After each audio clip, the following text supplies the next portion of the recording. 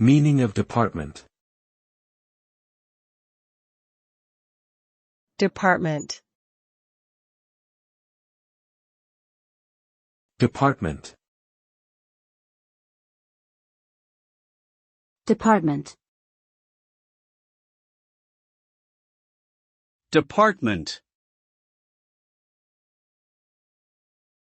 Department is an abbreviation for the word department, which refers to a division or a specific area of responsibility within an organization or institution.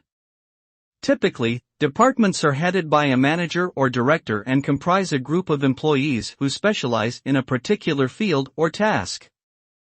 For instance, a company might have a marketing department, an IT department, or a human resources department. These departments are responsible for carrying out specific functions within the organization to ensure its smooth operation and success. In short, a department is a shorthand way of referring to a specific group or unit within an organization.